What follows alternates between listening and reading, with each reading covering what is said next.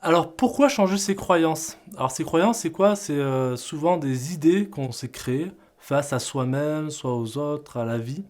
Un truc tout bête, par exemple, hein, je prends vraiment une caricature basique, hein.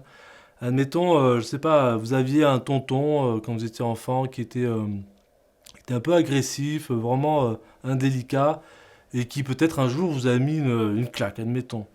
Et puis, waouh, ça vous a surpris, on vous avait jamais mis de baffe, de claque, et puis ça a vraiment été un choc pour vous de recevoir cette baffe de la part de cet oncle.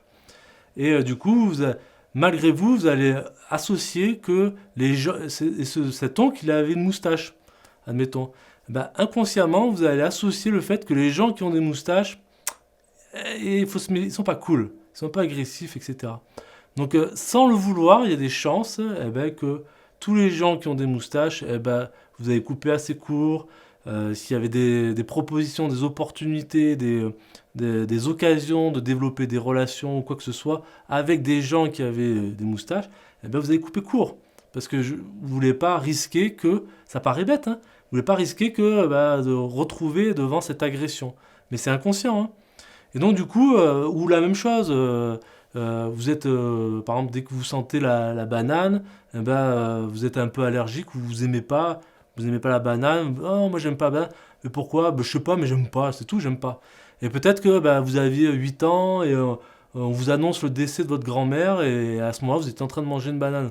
Le choc est tellement fort, vous avez la banane, le goût, l'odeur, et que votre grand-mère vous l'aimiez, waouh, plus que tout, c'était pour vous un soleil, du coup, rien que de sentir après la banane dans votre vie, c'est non, la banane, vous n'avez pas forcément fait l'association, mais vous aimez pas la banane, vous aimez pas les gens à moustache, ou comme la personne hein, qui s'est fait pousser que je vous ai raconté, qui du coup a de la phobie du vide, juste parce qu'il y a eu une seconde dans sa vie où elle a eu vraiment peur et que voilà, elle s'est sentie en danger.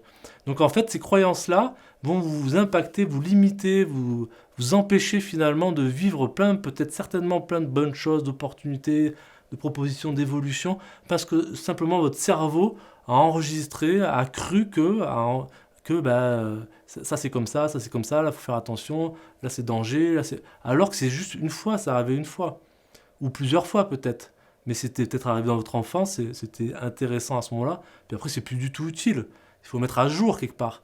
Et donc là, avec la marche libératrice, c'est une manière de pouvoir reprogrammer, de pouvoir enlever la charge de stress qui était liée au moment où vous avez cru, où vous avez généré une croyance qui vous a limité dans votre parcours de vie. Grâce à la marche libératrice, vous allez pouvoir vous départir du stress qui a été accumulé et de la croyance limitante hein, pour pouvoir justement avoir une vie plus libre, hein, tout simplement, avec moins de conditionnement, hein. Donc je vous invite à découvrir la marche libératrice pour avancer vers plus de liberté.